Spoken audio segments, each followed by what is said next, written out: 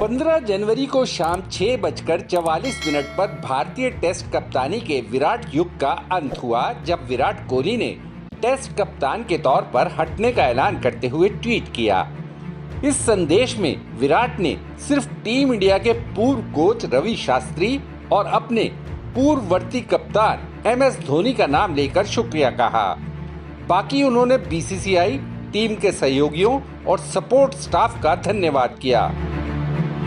आइए पहले जानते हैं उन्होंने टेस्ट कप्तानी छोड़ने वाले संदेश में क्या लिखा। ये सख्त काम, मेहनत और कठोर दृढ़ता के 7 साल थे टीम को सही दिशा में ले जाने के लिए। मैंने अपना काम पूरी ईमानदारी से किया और इसमें सब कुछ झोंका। हर चीज को एक वक्त पर आकर रुकना होता है और मेरे लिए अब ये टेस्ट टीम की कप्तानी था। इस सफर में कई चढ़ाव और कुछ उतराव आए, लेकिन कोशिश की कमी या विश्वास की कमी कहीं नहीं रही। मैं जो भी करता हूं उसमें हमेशा अपना 120% देने में यकीन करता हूं, और अगर मैं ऐसा नहीं कर सकता तो मैं जानता हूं कि ऐसा करना सही बात नहीं है। मेरे दिल में ये बिल्कुल साफ है और मैं अपनी टीम से गैर ईमानदारी नहीं दिखा सकता।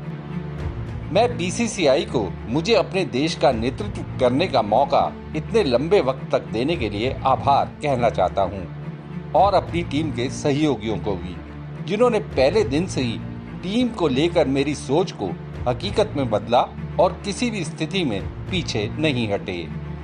साथियों, तुमने इस सफर को इतना यादगार और खूबसूरत बनाया। रवि भाई और सपोर्ट ग्रुप को भी शुक्रिया कहना चाहूंगा, जिन्होंने हमारी गाड़ी के इंजन का काम किया, जो लगातार टेस्ट क्रिकेट में ऊंचाई की ओर चढ़ती रही।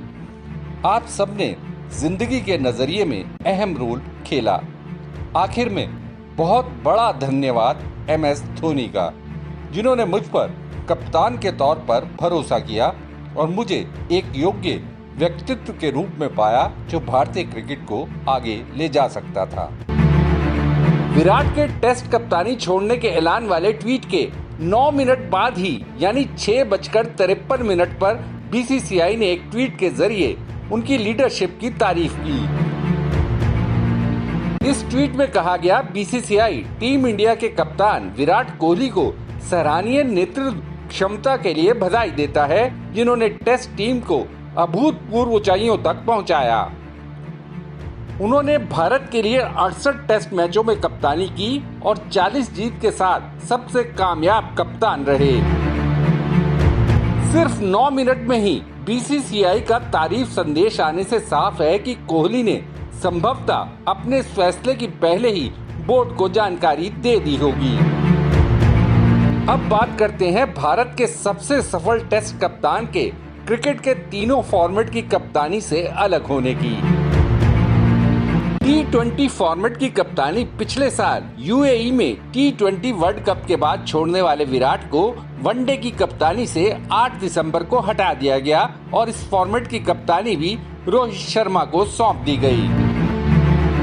T20 फॉर्मेट की कप्तानी पहले ही रोहित को मिल चुकी थी। जिस तरह से वनडे फॉर्मेट से विराट को हटाया गया, उसे लेकर 15 जनवरी को प्रेस कॉन्फ्रेंस में विराट ने नाराजगी जताई। उन्होंने कहा कि वो वनडे और टेस्ट का कप्तान बने रहना चाहते थे, लेकिन उन्हें अचानक बताया गया कि उन्हें वनडे फॉर्मेट की कप्तानी से हटाया जा रहा है।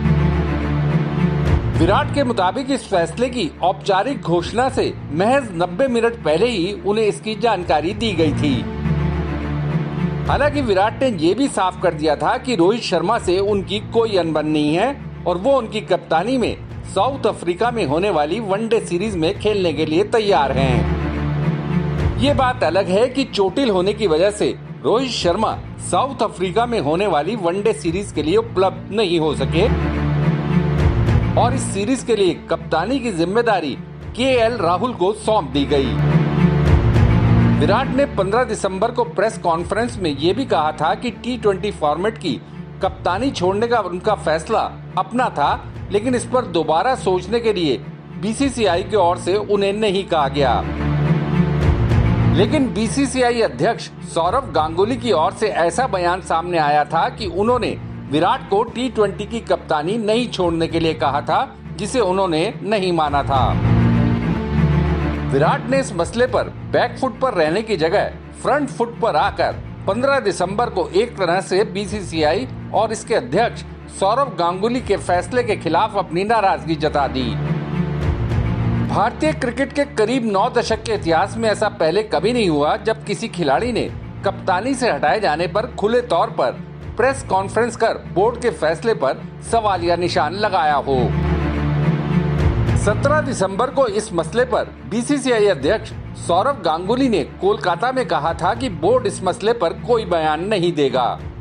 गांगुली ने कहा था कि कोई बयान नहीं, कोई प्रेस कॉन्फ्रेंस नहीं, हम इसे डील करेंगे, इसे बीसीसीआई पर छोड़ दीजिए।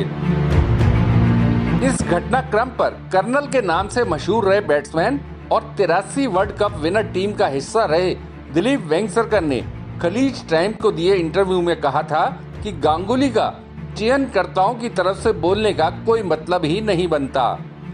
गांगुली वर्तमान में बीसीसीआई अध्यक्ष हैं। अगर कोई भी बात टीम के चयन या कप्तान से जुड़ी हुई हो तो चयन समिति के चेयरमैन ही वो इंसान हैं जिनको बोलना चाहिए। Bureau report, Deshnama. आपको ये वीडियो कैसा लगा, या अगर आपके दिमाग में कोई सवाल है तो कमेंट बॉक्स में जरूर बताइएगा। वीडियो पसंद आया तो लाइक शेयर करना ना भूलिएगा। आपने देशनामा को सब्सक्राइब और नोटिफिकेशन के लिए घंटी वाला बटन दबा ही दिया होगा। फिर मुलाकात होगी आपसे, तब तक के लिए नमस्कार।